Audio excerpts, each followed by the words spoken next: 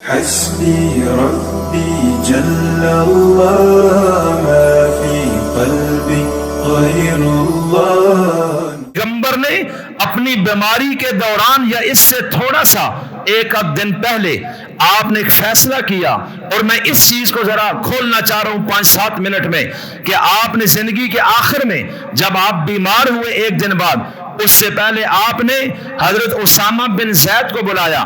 یہ کون ہے؟ حضرت زید بن حارثہ کے بیٹے ہیں۔ زید بن حارثہ کون ہے؟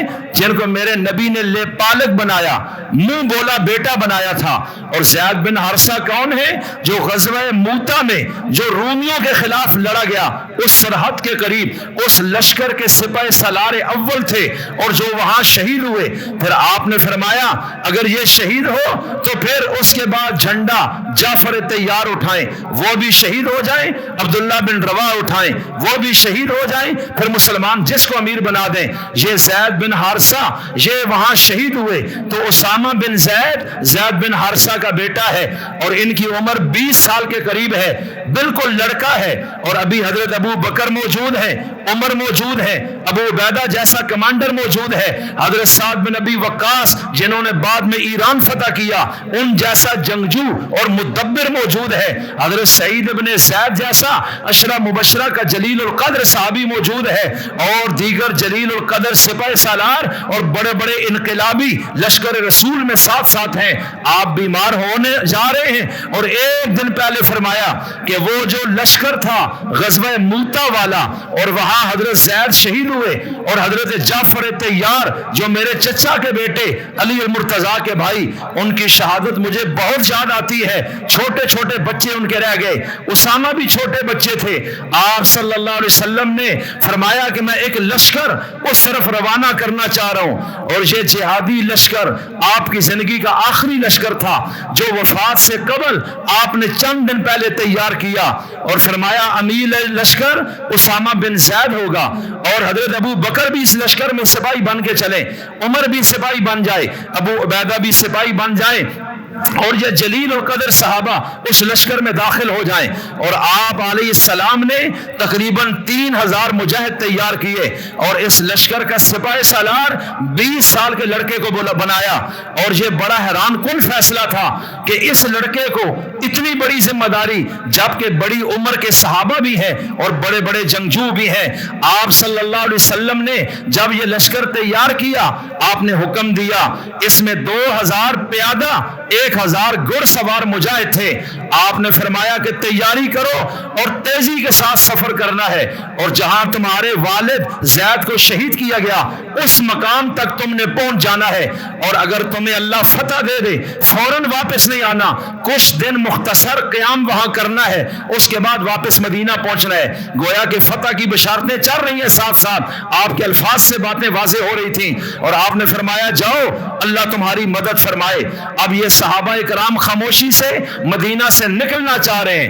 11 ہجری ربیع الاول کی 2 تاریخ کو آپ علیہ السلام نے اس لشکر کا ایک جھنڈا اپنے ہاتھ سے بنایا، جو علم ہوتا ہے، جو امیر لشکر لے کر چلتا ہے۔ آپ نے وہ جھنڈا خود تیار کیا اور حضرت اسامہ کے ہینڈ اوور کیا، فرمایا کہ جاؤ۔ اب اسامہ یہاں سے نکلے اور فرمایا جتنے بھی مہاجرین و انصار ہیں اس لڑائی میں شریک ہونا چاہتے ہیں، وہ مدینہ سے 3 میل کے فاصلے پہ مقام میں جرف ہے، یہ لشکر وہاں رکے گا، وہاں جا کر سارے اکٹھے ہو جائیں، پھر وہاں سے آگے کوچ کرنا ہے۔ ادھر حضور نے یہ لشکر تیار کیا، اسامہ کی قیادت کا اعلان کیا، اگلے دن سر میں درد شروع ہوا، یہ بڑھتا گیا، حتیٰ کہ 2-3 گن اس مقام پر رکنے دیں، اس لیے کہ میں آگے بڑھ نہیں پاؤں گا۔ دل میں محبت کا وہ دریا ہے کہ میرا دل پیچھے خلجان میں رہے گا کہ پتہ نہیں میرے نبی کا کیا بنا ہے، لہٰذا آپ تھوڑی سی لچک ڈال دیجئے گا۔ آپ خاموش ہو گئے، اس لیے کہ حضرت اسامہ سے اتنی محبت تھی جس طرح اپنے سگے بیٹے سے ہوتی ہے، اور یہ آپ نے خود قسم اٹھا کر فرمایا ہے کہ مجھے اسامہ کے والد زید سے بھی سب سے زیادہ محبت تھی کہ میں نے ان کو اپنا بیٹا بنایا تھا، اور اس کے بعد اسامہ سے بھی مجھے اسی طرح محبت ہے۔ اور پھر یہاں سے وہ نکلے، مقام جرف میں پہنچے، اور پھر وہیں 1 ہفتہ یہ لشکر رکا رہا، اور خبریں پہنچ رہی ہیں کہ حضور کی بیماری بڑھتی جا رہی ہے، بڑھتی جا رہی ہے، درد کی شدت ہو رہی ہے, بخار چڑھتا چلا جا رہا ہے, اور آپ اس وقت ایسی پوزیشن میں چلے گئے کہ آپ پھر مسجد آنے سے بھی لاچار ہو رہے ہیں, اور بیماری کا چرچا صحابہ کے رنگ متغیر ہو گئے کہ حضرت زید سے رہا نہیں گیا. 10 ربیع الاول کو ہفتے کے دن یہ اور کئی جلیل القدر بڑے صحابہ یہ سارے مدینہ میں آ گئے. اللہ کے رسول کو ملنے کے لیے آپ سے ملاقات ہوئی, اور حضرت اسامہ بھی پاس تھے.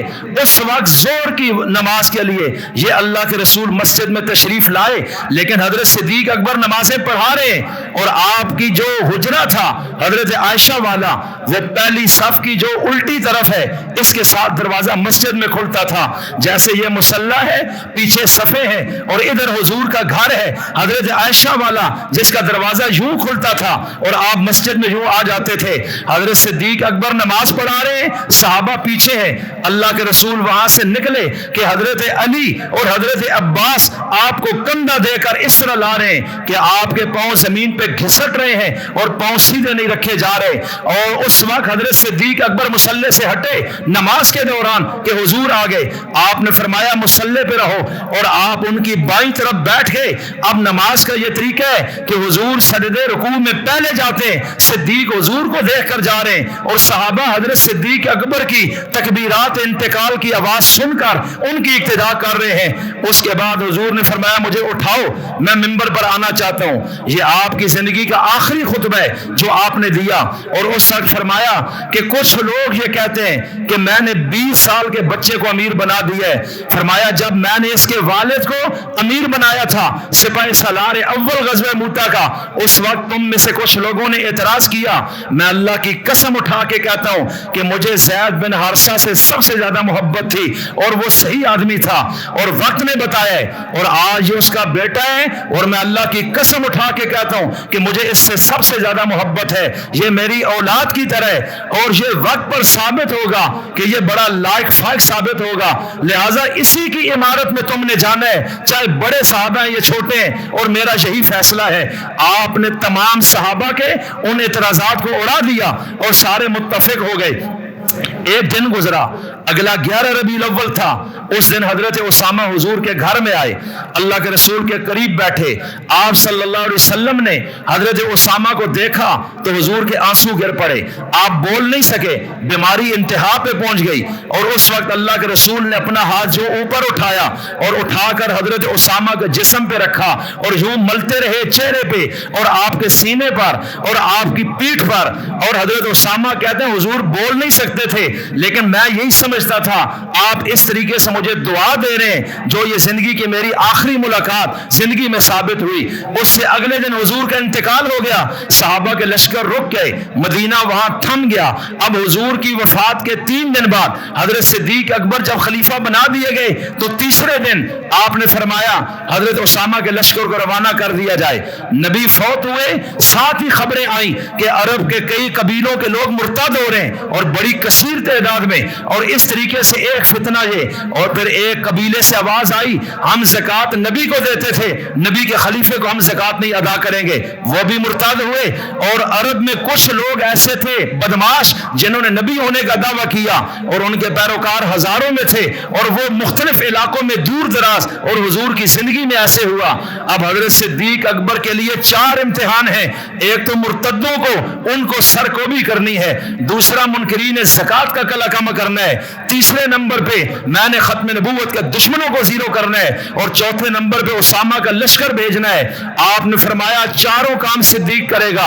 حضرت عمر نے کہا لشکر اسامہ کو روک دیں, دیگر صحابہ بھی وفد کی شکل میں آئے, اس کو ذرا لیٹ کر دیں, باقی کام زیادہ اہم ہو گئے ہیں. اور اگر آپ نے لشکر وہاں بھیجا مدینہ خالی ہو جائے گا, دارالحکومت پہ حملہ ہو جائے گا, اس لیے مہربانی کریں, افرادی قوت کم ہے, آپ اکٹھا رسک نہ لیں. حضرت صدیق اکبر منبر پہ آئے, فرمایا سنو یہ مدینہ اتنا تنہا ہو جائے کہ مدینہ میں درندے آ جائیں اور صدیق اکبر کے جسم کو لوٹ ڈالیں, رب کی قسم جو فیصلہ میرے نبی کر چکے ہیں صدیق اس کو واپس نہیں لے سکے گا, اور جو لشکر نبی روانہ کر چکے ہیں صدیق کسی کی نہیں مانے گا, اس لشکر کو واپس نہیں کرے گا. اور حضرت اسامہ کو بلایا, فرمایا لشکر کے ساتھ چلیں, اور حضرت صدیق پیدل کئی میل تک چلے, یہ سواری پر ہے, اور صدیق اکبر ساتھ ساتھ پیدل جا رہے ہیں. انہوں نے کہا حضرت یا تو آپ بھی سوار ہو جائیں یا میں بھی نیچے آتا ہوں. فرمایا نہ تو نے نیچے آنا ہے نہ میں اوپر چڑھوں گا.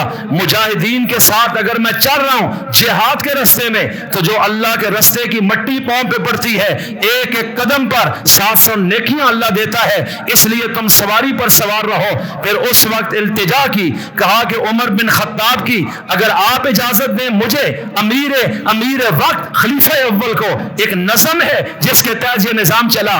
حضرت اسامہ کو کہا اجازت دے دیں ان کو میں مشورے کے لیے اپنے پاس روک لوں, اگر آپ اجازت نہیں دیں گے تو عمر بن خطاب کو بھی لے جائیں. امیر المومنین خلیفہ رسول کو حضرت اسامہ نے اجازت دے دی. اب وقت کا امیر ہے 60 سال کا, 20 سال کے لڑکے سے اجازت دے رہا ہے, حالانکہ آرڈر بھی ہو سکتا تھا.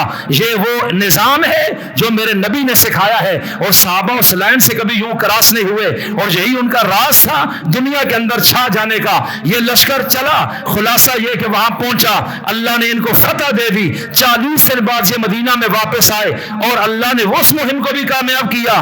پھر جتنے محاذوں پر صدیق اکبر گئے تمام محاذوں پر رب نے فتح عطا کر دی اور چند مہینے میں مسلمان ایک بڑی طاقت بنے. منکرین ختم نبوت بھی زیرو ہو گئے, سب قتل کر دیے, اور مرتدین بھی قتل ہو گئے, منکرین زکات بھی قتل ہو گئے, کچھ لوگ توبہ طائب ہو گئے. اس طرح اسلامی ریاست کو اپنے پاؤں پر حضرت صدیق اکبر نے کھڑا کر دیا ہے. آخری بات اب یہ ہے, حضرت علی سے کسی نے پوچھا صحابہ میں سب سے بڑا ایمان والا کون؟ فرمایا ابو بکر. صحابہ میں سب سے زیادہ دلیر کون؟ کہا ابو بکر. صحابہ میں سب سے زیادہ سخی کون؟ مولا کائنات علی اور مرتضیٰ کہتے ہیں ابو بکر. اس نے کہا عجیب بات ہے, ہر سوال کے جواب میں ابو بکر ابو بکر. کہا اس لیے تو نبی نے مصلی دیا ہے, اس لیے تو جانشین بنایا ہے, اور یہ جب نبی دنیا سے گئے اس وقت ہمیں پتہ چلا صدیق کتنا دلیر ہے, صدیق کتنا فراست والا ہے, صدیق کا ہر فیصلہ کمال کا ثابت ہوا. ہم مشورے دے رہے تھے سارے محاذوں پہ ٹکر نہ لیں, مدینہ یوں ہوگا وہ ہوگا, دشمن زیادہ ہے, صدیق کسی کی باتوں میں نہیں آئے. اس دن ہمیں پتا چلا کہ صدیق اکبر کو نبی نے مصلی دیا کیوں تھا. اس جیسا ایمان بھی کسی کا نہیں, اس جیسا بہادر بھی کوئی نہیں, اس جیسا سخی بھی کوئی نہیں, اس جیسا فراست والا بھی کوئی نہیں. اللہ مجھے اور آپ کو ان صحابہ سے سچی محبت نصیب فرمائے, اپنے رسول کے نقش پا پر چل کر ہمیں زندگی گزار کر اسی پر موت نصیب فرمائے. وما علینا الا البلاغ المبین.